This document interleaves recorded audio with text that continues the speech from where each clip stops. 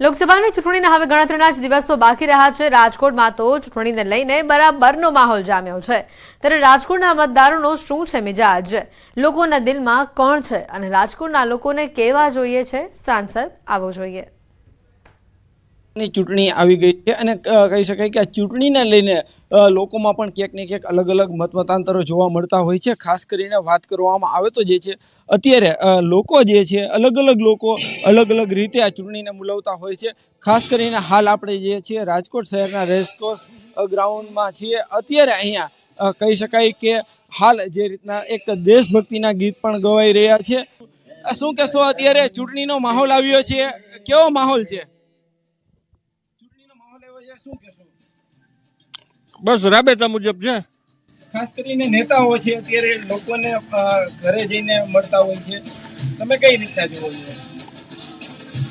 As usual.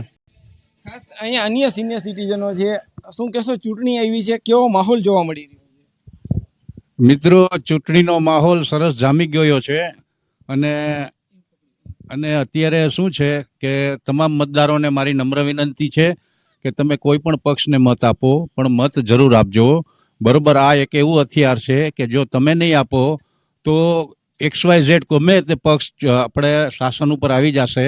એટલે તમને મારી એક નમ્ર અરજ છે કે તમે ગમે તેને મત આપો, તમારા જે ફેવરિટ જે પક્ષ હોય એને મત આપો, પણ મત વ્યય નહીં કરશો। જો મત વ્યય કરશો તો એનો ઉપયોગ બીજા અનન્ય બીજી રીતે ઉપયોગ કરશે, સમજ્યા? Thank you very much. ચોક્કસથી અહીંયા અન્ય વ્યક્તિ છે, એક શું કહેવાય, તમે અનોખા અંદાજમાં કઈ રીતના જોવો છો? ભાઈ, ચૂંટણીનો માહોલ તો બરાબર જામી ગયો છે અને આ વખતે અબ કી બાર 400 के पार। जो हिंदू हित की बात करेगा वही राज करेगा। जय जय श्री राम। મોદી સાહેબના હાથ મજબૂત કરવાના છે, કારણ કે છેલ્લા 20 વર્ષમાં જે ભાજપે વિકાસ કર્યો છે હિન્દુસ્તાનમાં અને વિશ્વના ફલક ઉપર એક ઝંડો ગાડી દીધો છે, તો એના હાથ મજબૂત, પક્ષને વ્યક્તિને બધાને છોડી જાય, મોદી સાહેબને મજબૂત કરો। નરેન્દ્ર મોદી આ સદીમાં આવો માણસ થયો નથી અને થવાનો નથી, સમજી ગયો। જે માણસ એ મિશન લઈને નીકળ્યો છે તો એને સપોર્ટ કરો, બસ। ખાસ કરીને રામ મંદિર પણ જે છે બન્યું છે, ભગવાન શ્રી રામના પણ અનેક ગીતો છે, શું કહેશો? हर घर में अब एक ही नाम, हर घर में एक ही नाम, एक ही नारा गूंजेगा, भारत का बच्चा बच्चा जय जय श्री राम बोलेगा। जय जय श्री राम। હાલ અહીંયા અન્ય સિનિયર સિટીઝનો છે, આપણે એમની સાથે પણ વાત કરવાનો પ્રયાસ કરીશું। શું કહેશો, અત્યારે કહી શકાય કે એક બાજુ જે છે ચૂંટણી જામી છે, હવે પરેશ ધાનાણી પણ રાજકોટથી લડવાના છે, અમરેલીના બે નેતા હવે રાજકોટથી ચૂંટણી લડી રહ્યા છે। हिंदुस्तान संसार वर्ल्ड की सबसे बड़ी डेमोक्रेसी है और इसमें लोकसभा का इलेक्शन एक फेस्टिवल की तरह है। हम सब उसको अच्छी तरह से मनाएंगे। हम सब लोग संकल्प लेते हैं कि हम वोट डालने जाएंगे और मैं सबको अपील करता हूं कि जरूर अपना समय निकाल के वोट डाल के आइए। ये पर्व को हमको अच्छी तरह मनाना चाहिए।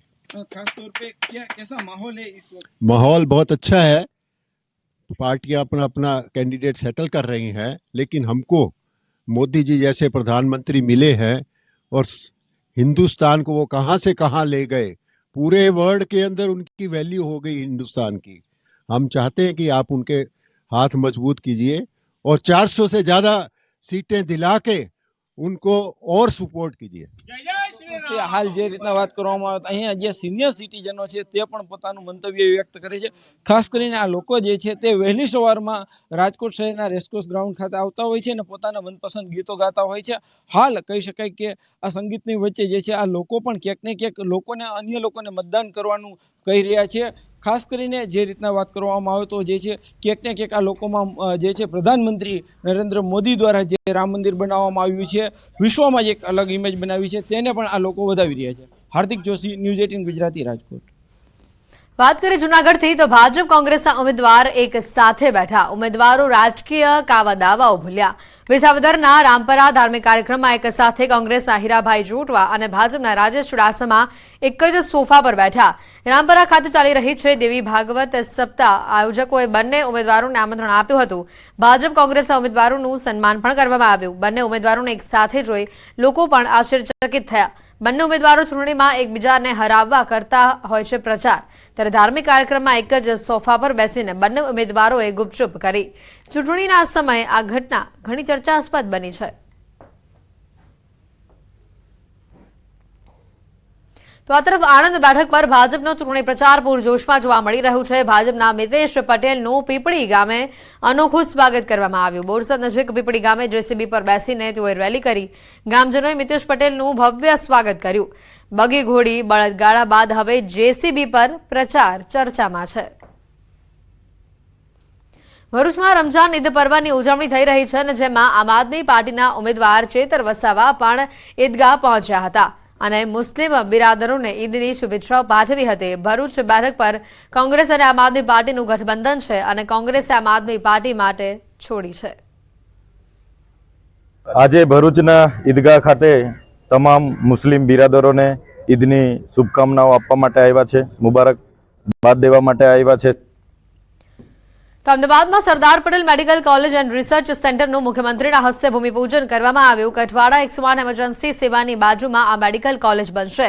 કાર્યક્રમમાં સંબોધન દરમિયાન મુખ્યમંત્રી ભૂપેન્દ્ર પટેલે લોકોને 100% મતદાન કરવાની અપીલ કરી છે. તેમણે કહ્યું કે આ આપણી જવાબદારી છે કે આપણે મતદાન કરીએ અને આસપાસના લોકોને મતદાન કરવા માટે પ્રેરિત પણ કરીએ.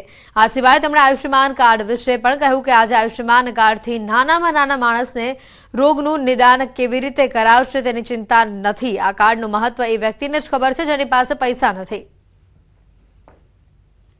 તો આ આયુષ્યમાન કાર્ડની વ્યવસ્થા કરી છે કે જેથી કરીને નાનામાં નાનો માણસ, છેવાડાનો માણસ આ 5 લાખનું આયુષ્યમાન કાર્ડ હાથમાં હોવાના કારણે આજે ખૂબ સારી રીતે નિશ્ચિંત થઈને સૂઈ જઈ શકે છે. આપણે એવું ઈચ્છતા નથી કે આ કાર્ડનો ઉપયોગ જેની પાસે હોય બધા કરે, પણ જ્યારે પણ બીમારી આવે તો એને કોઈ ટેન્શન ન થાય. આજે આ કાર્ડનો ઉપયોગ એકલો સરકારી હોસ્પિટલમાં થાય છે એવું નહીં, પ્રાઇવેટ હોસ્પિટલમાં પણ આનો આ કાર્ડનો ઉપયોગ થાય છે. એટલે દરેક જણને એક મોટી શાંતિ છે. તો જેની પાસે પૈસા ન હોય એને ખ્યાલ આવે કે આનાથી કેટલો મોટો લાભ થયો છે. આપણા બધાની ફરજ છે કે 100% વોટિંગ થવું જોઈએ. 100% વોટિંગ થવું જોઈએ. એક વોટ આપણો નકામો ના જાય. જે હાજર છે અહીંયા આગળ, આપણા ત્યાં આગળ તમારો વોટ તો પડે જ, પણ સાથે સાથે તમે જ્યાં રહેતા હોવ ત્યાં દરેક જણનો, જે હાજર ફોરેન ગયા છે, જે મરણ પામ્યા છે એનું લિસ્ટમાં નામ છે, એને આપણે અડતા જ નથી, પણ આપણે જે હાજર છે એનો એક વોટ ના પડે એ જોવાની તો જવાબદારી આપણી છે ને છે.